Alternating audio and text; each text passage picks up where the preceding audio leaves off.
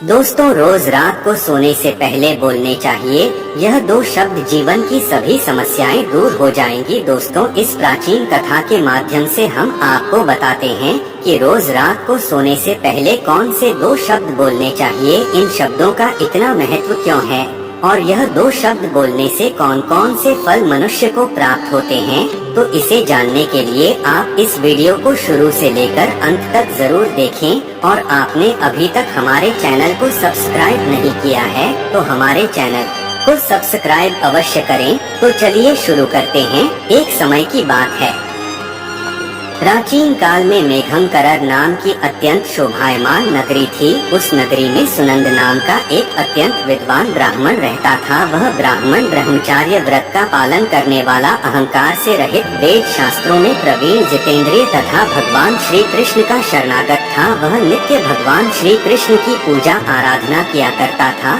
फिर एक दिन उस ब्राह्मण ने गोदावरी नदी पर स्थित सभी तीर्थों की यात्रा करने का निश्चय किया और वह कुछ साथियों के साथ तीर्थ यात्रा पर निकल गया। वह गोदावरी नदी के किनारे पर स्थित विरज तीर्थ, तारा तीर्थ, कपिला संगम, अष्ट तीर्थ तथा अंबिकापुरी आदि तीर्थों का दर्शन करते हुए वह विवाह मंडप नाम के नगर में पहुंच गया। उस नगर में पहुंचने पर वह उस नगर के प्रत्येक घर में जाकर ठहरने के लिए स्थान मांगने लगा। वह प्रत्येक घर पर जाता और लोगों से एक रात में ठहरने के लिए थोड़ी सी जगह मांगता, किंतु उस नगर में रहने वाले किसी भी व्यक्ति ने उस विद्वान ब्राह्मण को ठहरने के लिए स्थान नहीं दिया, जिस कारण से वह बहुत उदास हो गया। फिर वह सुनंद गांव के मुखिया के पास गया और से एक रात्रि तक ठहरने के लिए जगह मांगने लगा। तो उस गांव के मुखिया ने बड़ी ही चालाकी से उस ब्राह्मण को एक धर्मशाला दिखा दी और कहा, हे ब्राह्मण देवता, आप और आपके साथी उस धर्मशाला में रुक सकते हैं। मुखिया की बात सुनकर सुनंद को बड़ी प्रसन्नता हुई। वह अपने साथियों के साथ उस धर्मशाला के पास गया तो देखा उस धर्मशाला में कोई नहीं है। वह धर्मशाला वीरान पड़ी है।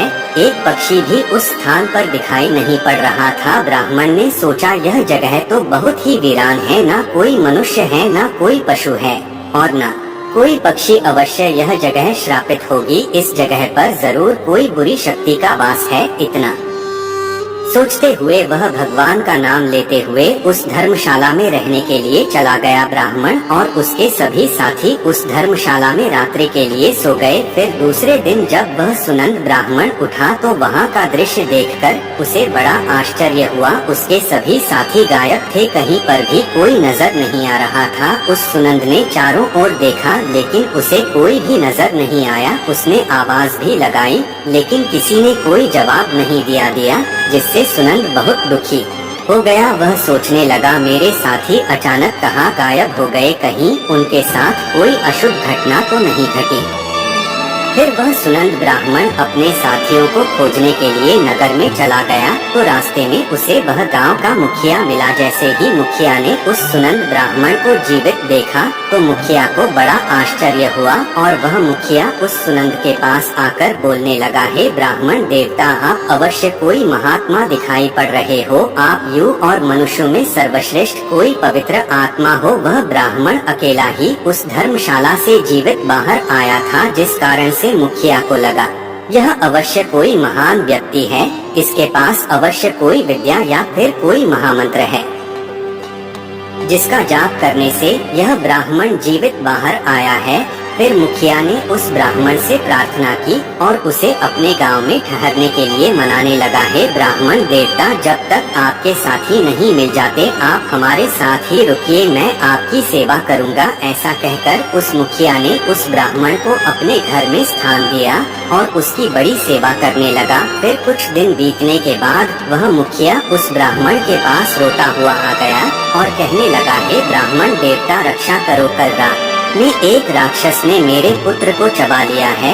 मेरा पुत्र बड़ा ही गुणवान और भक्तिमार्ग राक्षस, किस प्रकार से उस राक्षस ने तुम्हारे पुत्र का भक्षण किया है, तुम मुझे बताओ। वह राक्षस कहाँ रहता है, मैं अवश्य तुम्हारी सहायता करने का प्रयास करूँगा। वह मुखिया कहने लगा, हे ब्राह्मण देवता, इस नगर के पास जंगल में एक बड़ा भयंकर नरभक्षी राक्षस रहता है।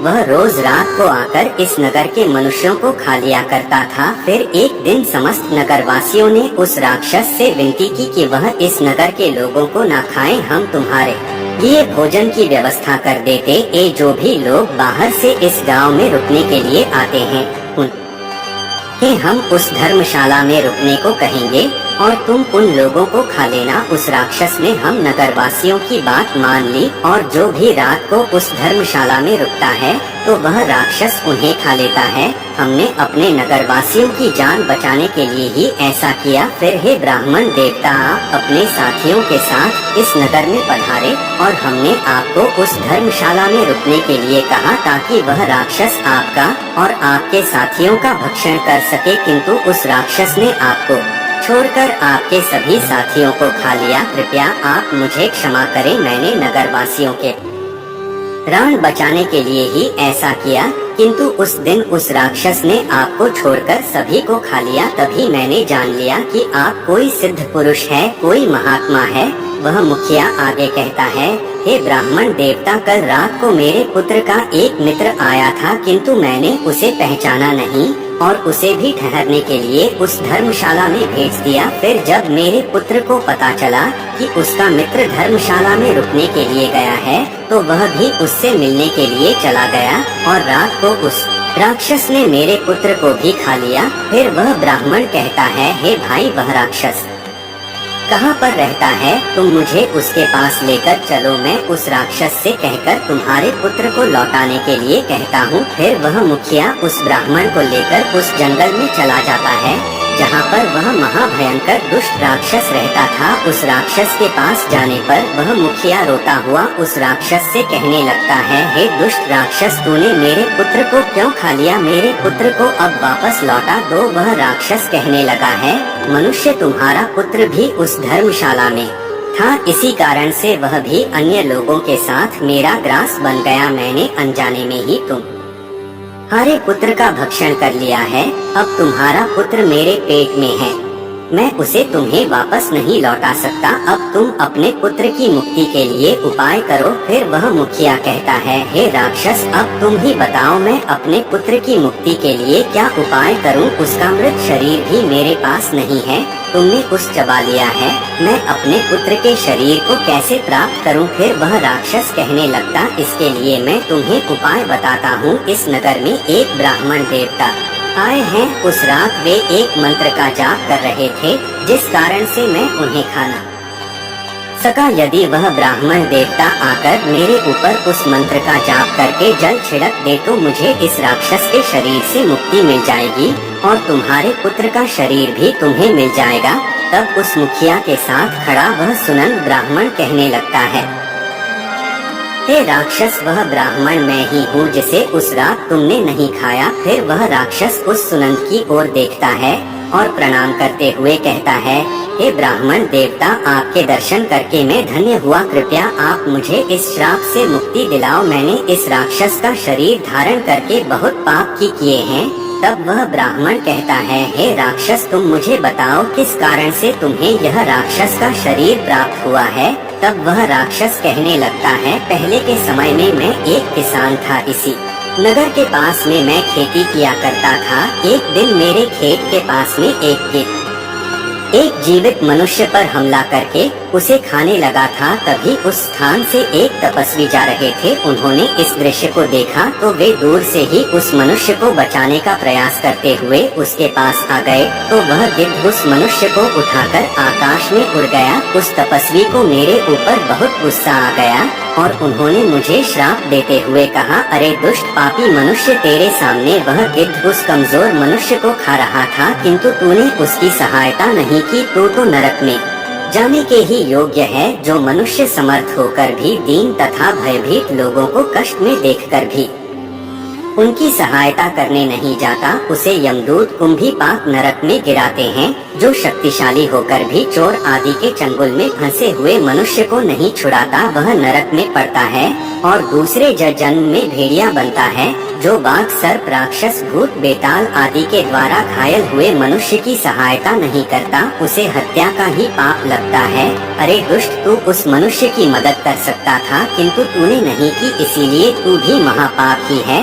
इसीलिए मैं तुझे श्राप देता हूँ कि तू राक्षस हो जा। उस तपस्वी के द्वारा मुझे श्राप दिए जाने पर मैं बहुत घबरा गया और मैंने उन तपस्वी से क्षमा याचना की। मैंने कहा, हे तपस्वी, मेरा ध्यान खेत की रक्षा करने में था, इसीलिए मेरा ध्यान उस पर नहीं था। मैंने जानबूझकर ऐसा नहीं किया है, कृपया आप मुझे क्षमा करो। तब उस तपस्वी ने मुझे क्षमा कर दिया और कहा, जब कोई सिद्ध ब्राह्मण मंत्र का जाप करके तुम्हारे ऊपर जल छिड़क देगा, तब तुम्हें इस राक्षस के शरीर से मुक्ति मिलेगी। राक्षस के द्वारा इस प्रकार से कहने पर उस ब्राह्मण देवता को सारी बात समझ में आ गई और उस ब्राह्मण देवता ने अपने हाथ में जल लिया और उस दिव्य मंत्र का उच्चारण किया और वह जल उस राक्षस पर छिड़क दिया। शरीर पर जल पड़ते ही वह राक्षस जमीन पर गिर पड़ा और उसका शरीर उसी क्षण नष्ट हो गया और उसके अंदर से सभी मृत लोगों का शरीर बाहर पड़ा। उसमें उस मुखिया के बेटे का भी शरीर था। उस मंत्र के प्रभाव से उस राक्षस को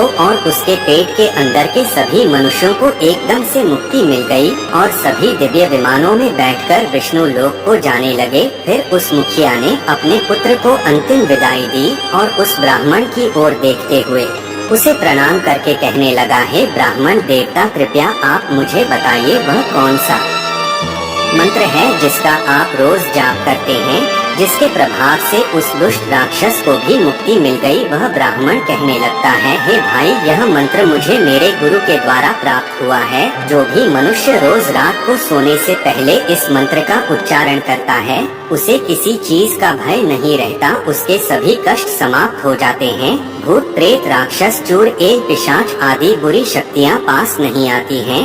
वह मंत्र इस प्रकार है, हर हर मुकंदे में रोज रात को सोने से पहले इस मंत्र का उच्चारण करता हूँ। इस मंत्र के उच्चारण से मन को शांति मिलती है, मन से हर प्रकार का भय नष्ट होता है, जीवन की सभी समस्याएं समाप्त हो जाती हैं। जो भी मनुष्य इस मंत्र का रोज रात को उच्चारण करता है, उसे सुख, समृद्धि और धन संपत्ति प्राप्त होती है। जो भी उसकी कामना हो वह पूर्ण हो जाती है।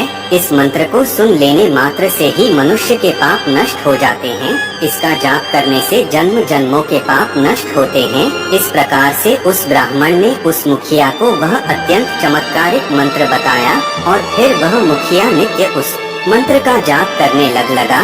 तो दोस्तों, इस प्रकार से इस एक शक्तिशाली मंत्र के उच्चारण से उस ब्राह्मण को वह राक्षस भी खा ना सका। इस मंत्र के प्रभाव से उस राक्षस को भी मुक्ति मिल गई। आप भी रोज रात को सोने से पहले इस मंत्र का उच्चारण अवश्य करें। आज की बताई गई जानकारी आपको कैसी लगी कमेंट करके जरूर बताएं। तो आज के लिए बस इतना ही, मिलते हैं अगली वीडियो में। वीडियो के अंत तक बने रहने के लिए आप सभी का धन्यवाद।